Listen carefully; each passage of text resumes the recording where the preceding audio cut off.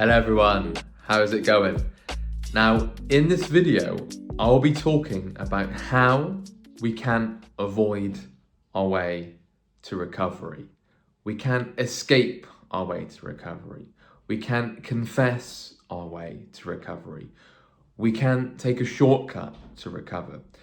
Before I do go in depth on this video, if you are interested in one-to-one services, please email phil@ocdrecovery.com and you can get in touch with one of the coaches here. So I'm Sam, you've got Rob, the founder of OCD Recovery, Nick, Momin, Gemma and Elliot. So email Phil to get booked in as soon as we possibly can on our schedules. So I often tell people this on coaching calls that, hey, you can't reassure yourself to recovery. And why? Well, why can't we do that? Because even if you seek some kind of reassurance, and even if you gain some temporary relief from this reassurance, all you're doing is giving OCD more power to come back twice as strong, right? And also OCD will doubt the reassurance that you get, right? Even when I was asking myself or asking others for reassurance, or maybe I was Googling, or maybe I was venting or confessing, and I'd get a bundle of reassurance back, and I'd feel quite relieved, and I'd feel this huge overwhelming sense of relief and like, oh yes, I'm in the clear now, and yes, I can go and live my life now. I remember my first major confession with real event false memory OCD was in the summer of 2018. And it had been building for ages, and the guilt and the shame felt like I was about to explode. And it was like, right, if I just tell my partner this and get it all off my chest, and then I can be at peace. But the problem with that is that although I felt relief in the short run, because I was like, oh yes, I'm at peace now, right? I can now get on with my life. All that happened, OCD just switched up, it morphed, it just found something else, or it just twisted the real event, it twisted the false memory. And then it starts latching to what the other person that you've confessed to, what do they think? Are they going to judge you? Are they going to hate you? Are they going to reject you? Are they going to write you off? What if they tell somebody this false memory? And what if somebody else tells somebody else, and you just go down the rabbit hole? Okay, so confession has never ever led to anything productive with OCD, because no amount of confession will work. All that's going to happen is you confess, OCD then moves the goalposts, and it finds something else for you to confess. And then you confess again, and then it finds something else, and it's a never-ending carousel. You just go round and round and round. And I remember those days. My heart truly bleeds for people in those days and stuck in that situation right now, because you're really trapped in that prison inside your own mind that no matter what you try and do for relief, it never ever lasts. OCD will always hold the upper hand. It will always find something else without fail.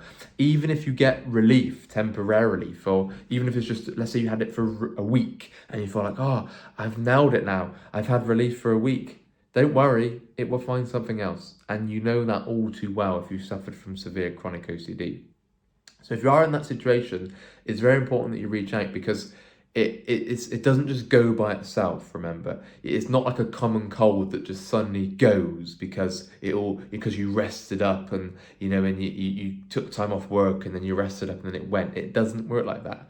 OCD recovery requires hard work and practice and time, and a lot of it is just grinning and bearing it at times, okay? Really getting through those tough days, taking it one step at a time, taking baby steps, right? Picture a little baby walking along. They're taking little steps, they're gradually learning to walk, and then they fall over, and they pick themselves back up, and they gradually keep walking. And OCD recovery journey is like that. We're gradually taking one foot in front of the other. Right, I've put my one foot in front of the other here. I'm getting used to that. Oh, I fell over. How do I pick myself back up? Keep going again. And gradually, as time goes by, you build momentum. And that's how it's very similar to baby steps. As the baby gets older, they build momentum and they walk a lot more fluently. And it's the same with us. As we start understanding what's going on, why we fell last time, why we had that relapse, why we got triggered by that, the compulsions that we're still doing, the irrational beliefs associated with our core fears. As we start breaking these down, we start truly taking full strides and really picking up that momentum. It doesn't mean you're immune to a setback. It doesn't mean you're ever exempt to a setback.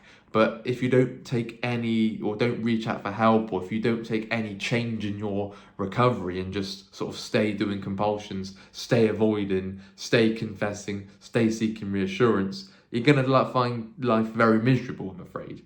Okay? Because the problem with that is that you stay stuck, you stay trapped in that cycle. You stay locked in the prison, right? You are in the mental prison of just going round and round and round.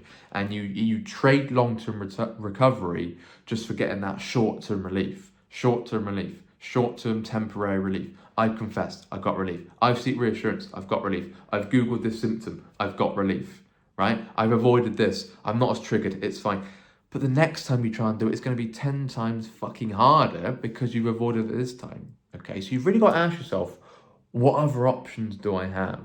Right? And ask yourself some very honest questions. Very honest. I had to ask myself some very honest questions. I thought, well, I either stay stuck, or why am I still stuck?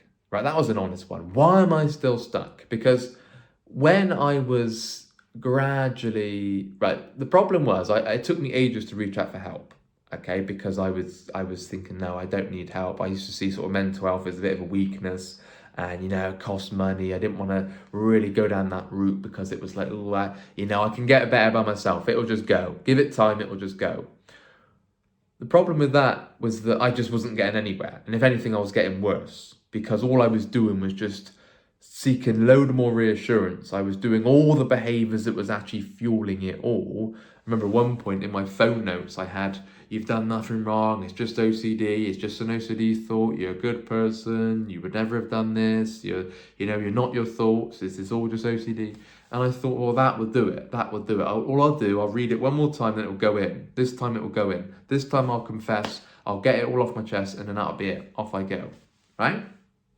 So when I was asking myself these honest questions, I'm thinking, well, why aren't I fucking better yet? Why aren't I recovered yet? Well, I tell you why. It's because OCD is very complex. And OCD is very good at switching and morphing and latching to the next thing that you're scared of. It's very good. It's very convincing. It feels so real to a point you can't tell whether it's real or not. Most people, well, anyone with OCD won't be able to work out whether it's real. You won't be able to get certainty on that. And that's the compulsive search, isn't it? That's the chase that we all go on to try and work out whether something's real, whether something happened, whether the worst case scenario is true, whether this feeling will be here forever. You won't ever get that, okay? You won't ever get certainty on that. Okay, so we have to change our relationship with not knowing whilst breaking down the worst case scenario in the most rational terms possible and looking at it through the eyes of realism, compassion, acceptance and understanding. And that takes time. Okay, you're not breaking down the worst case scenario with agreement. You're never saying, oh yeah, worst case scenario happens, fine, thumbs up from me, great. No, you're never saying that, okay, and that isn't going to work. So you never get into a stage where you like your worst case scenario or you want your worst case scenario, never. You never get to that stage, and that's not the stage you aim for. You aim for being at peace with worst case scenario. People often ask me, well, what does recovery feel like? And recovery does not feel like where you just work something out. You don't just, let's say you're suffering with HOCD, the fear of being gay.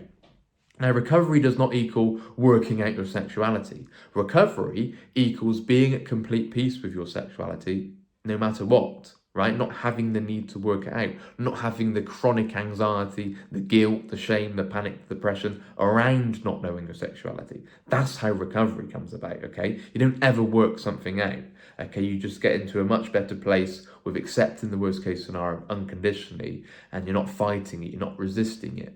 Okay, and you're not locked up in that sort of tension where sort of that internal locked up state where you just need to find an answer, and you just need to get to the bottom of this, and you need to work out what happened and need to work out your sexuality. You won't be able to, okay? OCD is the doubting disorder. It was touted as a doubting disease many years ago because no matter what kind of certainty you get, no matter what somebody tells you, you can get a bloody diagnosis that you are 100% this and that and this. You still doubt it, right? This is why people doubt that you've even got OCD, and this is what happens because it will absolutely doubt everything. There's no rules to that, okay? No matter what you think, OCD is going to say yes, but what about this? So we have to go towards worst case and try and look at that through the lens of rational thinking. Okay, look at that through the lens of acceptance and how we can be at peace with ourselves. And that comes with freedom, that comes with that liberating experience where you feel like, okay, OCD has no grip on me, because OCD is always looking for that thing you can't accept, right? Remember, when you're triggered, it's looking for that thing that you can't accept, that you're scared of, that your life would be ruined if it was true, that you could never ever be let off the hook if this happened, right? Now, I'm sorry, but no amount of reassurance is going to get yourself out of that hole, right? No amount of confessing, no amount of Googling, no amount of any kind of relief-seeking behaviour will get yourself out of that. No amount of avoiding triggers will get yourself out of OCD. If anything, it just keeps you digging. It keeps you digging and further into the hole you go, okay? So you've got to ask yourself, well, why am I stuck? Well, I'm stuck because I'm still scared of something. So I've got to do whatever it takes to change my perspective on this thing that I'm scared of, whatever it takes. Because if you don't, you're going to find it very, very difficult, because OCD knows exactly what you're scared of. It's not stupid because it's there. It's in the brain, right? So it's not going to just, oh, what's he scared of? What's Sam scared of? It knows, right? You can't pretend it doesn't know. It's like when people go, oh, don't latch to that, don't latch to that. That is waving a red rag to a bull. It knows exactly what you're scared of. Okay, so we have to change our perspective and our irrational beliefs around our core fears. That takes time. The principles are outlined in all the books on our reading list, but in coaching calls, we spend a thorough look, and we take a thorough look, and we spend a lot of detail on breaking these fears down and going, right, okay, let's look at worst case scenario. Let's look at all these irrational beliefs. Look at all these demands that you're holding. Look how you catastrophize in this. Look at your very rigid perspective on this particular thing. Okay, so we're very good at rooting that out and finding the root core source of the problem. The source of the problem. Where does it all begin? This belief here. This belief is not helping. We need to get under this belief. Okay, and we'll also take a look at the compulsions as well, all the avoidance behaviours, all the things that I've covered, the venting, the confession, the reassurance, because all that's doing is just fueling the cycle. That's just stirring the pot, stirring the pot. It never gets anywhere, just going round and round and round, stirring that pot to no avail, to no relief, okay? If reassurance worked, I'd have the easiest job in the world, because all I would do would just give a shit ton of reassurance every call and you'd all be recovered. It doesn't work like that. Recovery takes a lot of time and practice, so much practice, okay? Applying the tools, consistent application, again and again and again and again. And a lot of people fall on that first hurdle.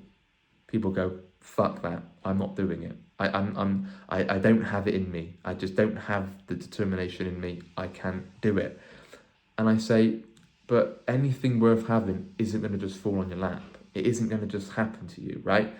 True mental health and happiness needs to be worked towards. Things are going to have to change. You can't just wake up and be in a much better place mentally. It is so worth it, but something worth having is going to take that hard fucking work. I got no way of wording that. I can't sugarcoat it. I can't big it up as this easy task. It's no easy task, okay? It's definitely possible. It's definitely not rocket science, but it's not as easy as we'd like to be. It's not as simplistic as we'd like. It takes a lot of practice, and you've got to look at all the compulsions you're doing today, and you've got to think, well, they ain't getting me very far at all. And if I continue to do them, I'm going to remain stuck, and I'm going to remain trapped in the OCD cycle, okay? And you've also got to look at all the beliefs you're holding and thinking, well, if I continue to hold these beliefs in a very rigid manner that I currently hold these beliefs in, I'm more than likely going to remain stuck. Okay, so we've got to really think about what we can do about why we're stuck. Okay, rather than focus on how shit it is and how negative it all is, let's focus on what we can do about it and start moving forward, taking one baby step at a time. It's crucial. It's crucial. It's a marathon, not a sprint. If you try and sprint a marathon, you will crash and burn. Okay, so you've got to take it one step at a time. Hope you've enjoyed the video. If you have, please leave a like. And remember, you can't confess your way to recovery. You can't avoid your way to recovery. You can't escape your way to recovery. You can't look for the nearest escape mechanism. You can't look for the nearest instant gratification behaviour and then just forget about it all and then OCD is gone. You're going to have to cover the hard ground, okay? But recovery is so worth it. Take care, guys, and we'll speak again. Bye-bye.